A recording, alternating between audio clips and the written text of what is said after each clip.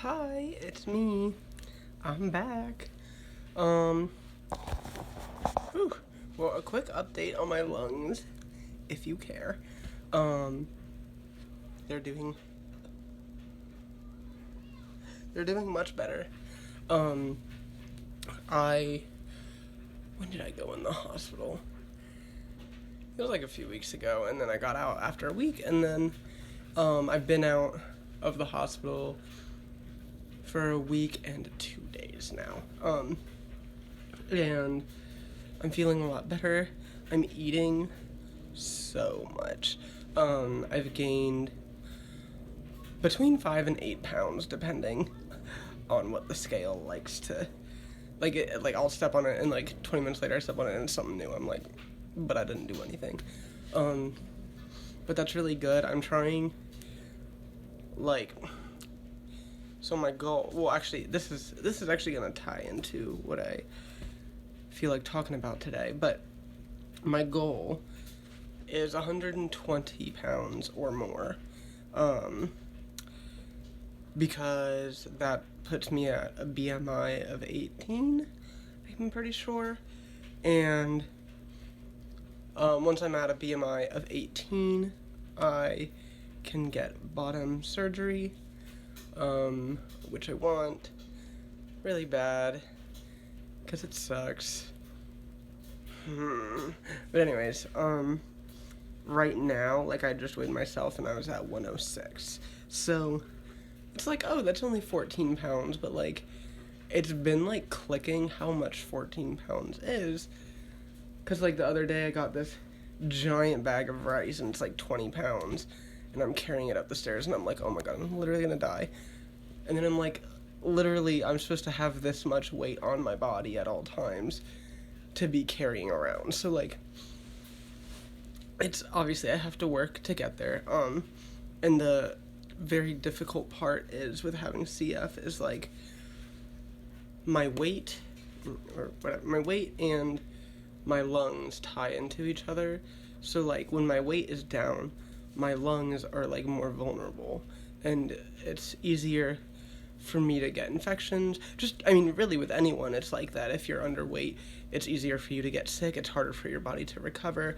But especially with having CF, and I'm more prone to lung infections and breathing problems anyways, like it, it makes it difficult. And then on the flip side, when my lungs are not doing well, it's hard to gain weight because my body is now using my calories, and basically all my energy that I'm putting into my body is now being used to fight off these germs. And so I need extra to just sit here to like gain weight. So it's like really tough, and I do tend to fluctuate. Like when I'm on antibiotics, I do tend to go up, and then when I get off antibiotics, I tend to go down because that's when I start to get sick. So I'm trying to like scarf in all the food I can before I finish my antibiotics. But I'm happy that I'm at 106. The other day I was weighing myself, I was between 106 and 108. I've been watching what I eat. I've been making sure I'm eating breakfast. That's like a big one. Even if it's just something like small, it puts my stomach into gear, or like my hunger or whatever, like metabolism, that's the word. Puts my metabolism into gear. And on top of that, it's calories. It's a good routine to get into, because I noticed myself, I would wake up and then I'd be like, oh, I'm not that hungry, and then, it's like 2 o'clock and I'm eating for the first time in the day, and it's like, that's not so great, because I just missed all that time to eat when I was hungry, but not hungry enough to really, like, think I should eat. It was like, I could, but I don't feel like it, and, like, I can't really think like that, or else I'm gonna lose weight. And I really want to gain weight because I want bottom surgery, but I also really want to gain weight because I'm tired of getting fucking sick. I'm tired of coughing. I'm tired of looking so small. Like, I don't mind looking small, like, because it makes me cute and like, whatever. But I feel like I look kind of dangerously thin, like not I don't look healthy, because I'm not healthy, so it kind of makes sense. But I want to look healthy, because I remember even when I was in high school and I was 120 or around 125, 130 pounds, like everyone still commented on how small I was and blah blah blah, but like I was healthy. That was where I was supposed to be, and that's where I want to be, because also once I'm there, it's going to be a lot easier to maintain my lung function, and like that'll be so nice. So I'm really trying to stay motivated. I think it's going to be easier because it's the summer months and it's like sunny outside, and whenever it's sunny, I feel happy and I feel motivated and I feel good about life. Like, it's not like the sun fixes my problems, but it just really puts me in a positive motivational mood. So yeah, so that's my update with my lungs. Oh, my hair is so soft. Look how long it's getting. Oh my god, I'm so happy. It's like in a few months it'll be touching my nipples. Oh my god, I can't believe it. Okay, anyways, so I wanted to talk about like dysphoria, and like, I don't know, I get, like, sometimes people ask me, like, what it feels like, or, like, or they don't ask me, but they say they don't get it, and, like, so I figured, like, it'd be cool to try and explain for people who don't understand, but it is hard to explain, because it's one of those, like, feelings that, like, if you never experienced it, how do you explain it? Kind of like trying to explain heartbreak to somebody who's never experienced loss or heartbreak before. Oh, I have my window open, so if you hear children yelling, they're just playing outside in the beautiful sun. So, if for those of you who don't know what dysphoria is, I guess I should take a step back. A lot of trans people experience dysphoria. There's a debate on whether you need dysphoria to be trans or not, and it's like, that's a whole separate thing that I do not feel like getting into. But anyways, basically, there's social dysphoria and there's body dysphoria. And social dysphoria is like when people interact with you in a way that doesn't feel comfortable with your gender. So like if you like identify as male and like someone comes up to you and they're like, "Oh, hey girl, you look so pretty," like that could cause dysphoria because you feel like a guy and somebody is viewing you as female and gendering you as female and calling you pretty and words that aren't necessarily associated with masculinity or maleness. That's social dysphoria. And body dysphoria is where you, or at least the way that I experience it, it's where I feel disconnected from parts of my body, and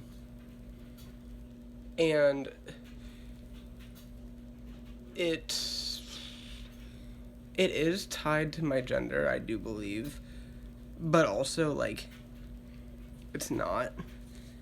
And what I mean by that, for example, I don't want to like get into like specifics of what I have, but like I said, I want to be getting bottom surgery.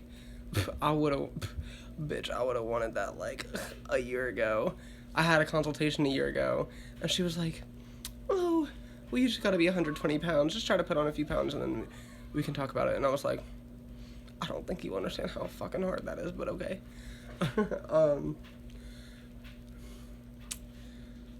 Oh, my brain just went dead. I can't remember what I was talking about. Body just... Oh. Okay. So what I mean by it's not tied to my gender, I think that it is. But at the same time, okay, so if you haven't watched my other videos and you don't know this, I'm non-binary, which means I don't feel, well, for me, I don't feel connected to being a male or connected to being a female.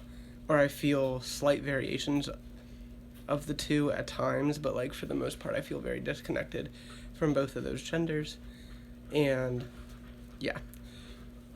So in my head and my perspective, there's no right way for a person to be a male, or a right way to be a female, or a right way to be non-binary.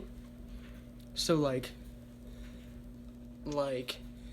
if someone came up to me and they said I'm female, it wouldn't matter what their body looks like to me. They are female because that's what they said. That's how they feel. That's the way that they view themselves, and that's 8,000 times more important than somebody's body. Plus, the body you're born into shouldn't really define anything about who you are. You know what I mean? So where I'm going with that is for me to say, oh, well, I have dysphoria over my bottom area. And by that I mean my genitals.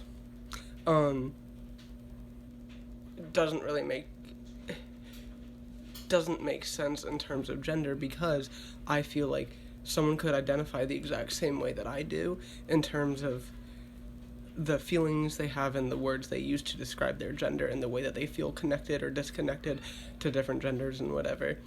And they could be comfortable with the body that I have, whereas I'm not. So, like, the reason I don't like to tie it to gender is, like, it might make more sense if I used, like, binary terms. So, like, a trans woman, for example, for her to say, I want a vagina because I identify as a girl, most people would be like, yeah, that makes sense. But then it almost sounds like it's saying that if you're a trans woman, you need to have that desire to have a vagina, and I don't think that that's true. I think that somebody can identify as a woman and be comfortable with the body that they were born in varying degrees or whatever. It doesn't matter. So that's why I don't like the association that, like, women have vagina. These kids are being hella loud. But that's why I don't like the, like, connection, like, because then people make assumptions that, like, oh, if you're trans, that means you want this body or you want this body, and, like, I don't find that to be accurate, and I guess is what I'm getting at. And especially with being non-binary, there's sort of this standard of being androgynous, which tends to be how I feel, but I don't think that is the only, like, valid way to be non-binary. Just like being a man, it's not only valid if you're super masculine or something like that. So going back to dysphoria, I've just been thinking a lot about this because I've been feeling like shit the past few days, and luckily the sun's been out and I've been, like, able to deal with it, but, like, it's my body dysphoria has been really bad. And so when I say I feel disconnected from my body, or from certain parts of my body, like, a lot of people interpret that as me saying that I don't like my body, or that, like, I don't like the way it looks, or I don't, like, accept it, or whatever. And I hear that, like, especially, like, if I'm, like, talking to somebody, like, romantically or, like, sexually or whatever, sometimes I'll explain to them, like, hey, just so you know, like, for me, I don't tend to be super inclined sexually because I don't get much out of it, because I don't feel good about my body, and, like, I appreciate the the gesture, but it's sometimes they're not quite understanding. Like, sometimes they're just like, okay, whatever. Other times, like, they'll try to, like, comfort me and kind of be like, oh, well, like, it doesn't matter to me that like, your body is like that. And, like, that's sweet, and that's, like, good. Like, I'm glad that people are opening up to different kinds of bodies and, like, things like that. But it's not a matter of, like, I feel insecure. Like, there is that part, because, you know, I'm kind of, like, right now, as a whole, my body is kind of in the middle.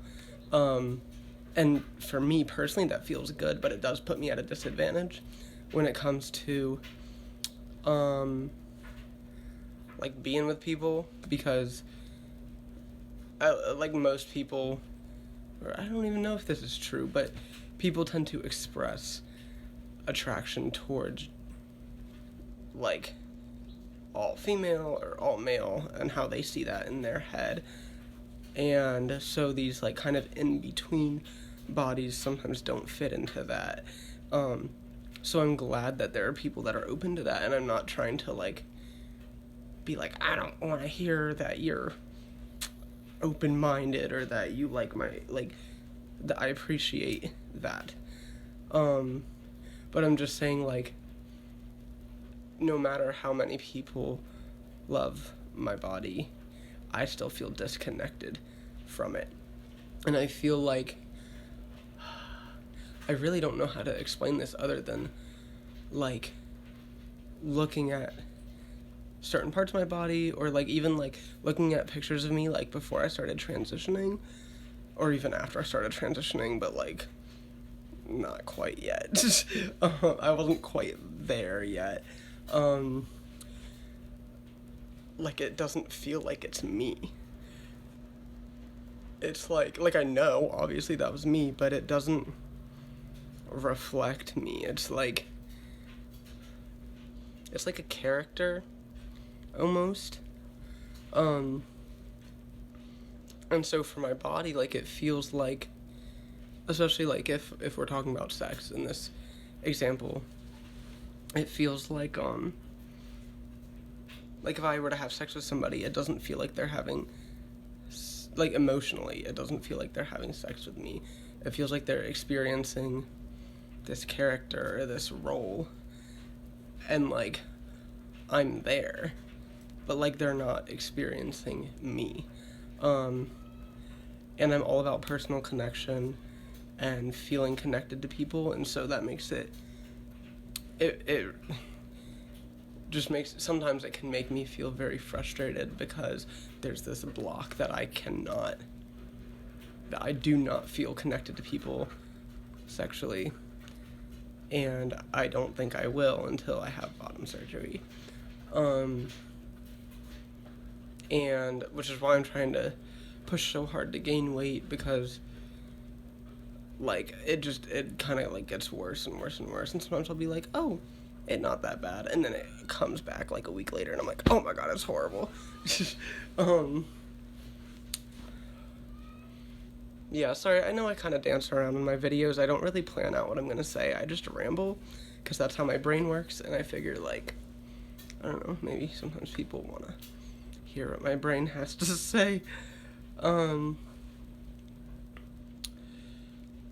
Yeah, I don't know. So that's, yeah, my main thing with my body, like, okay, well, I'll try to explain the difference. I am insecure about the way that I look, regardless of whether I had bottom surgery or not, because I feel like I look sick, or I look ill because I'm so underweight. That is a completely different feeling than my bottom dysphoria. I wouldn't even say I hate my area. I just feel like it was placed on the wrong person. Like, it's not a bad thing, but it gets in the way of how I want to experience my life. But I also want to take this time to try and be positive. But, like, in all honesty, like, I feel like I experience life as myself so much more than I used to. Like I said, I don't really experience, or I don't feel like I experience life as myself when it comes to sex. But when it comes to just about anything else, I feel like at least most of the way there, if not all the way there. And that's pretty fucking spectacular.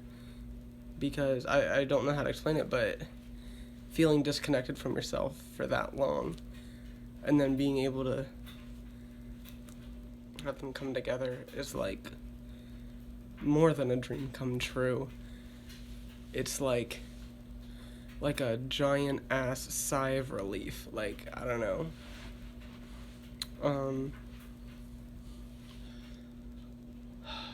Yeah. So that's my best explanation of dysphoria in terms of the body. Social dysphoria, some examples of that is like sometimes when people call me he, I get really dysphoric. Sometimes when people call me she, I get really dysphoric. As I mentioned in one of my other videos, my pronouns are they, them. For me, I like that because it's like, it feels like an indistinctual term, whereas people, for the most part, correlate he with male and she with female, and like I said, I don't really connect with either of those, at least not fully, and so they and them, and that kind of stuff is what makes me feel the most comfortable. Or like, I remember it kind of bothered me, like one day my coworker told me I looked handsome, and like, like sometimes I can really like that, because I'm okay with feeling masculine, or like, yeah, like masculine, and I'm okay with feeling feminine, but I don't like feeling like a man or like a woman, or like that somebody's seeing me like a man or like a woman. So, in my head, there's these big differences between being masculine and being a man, and being feminine and being a woman. And like that makes sense to me, that there's like a lot of different categories. But I think for the most part, people just kind of lump them all together. So like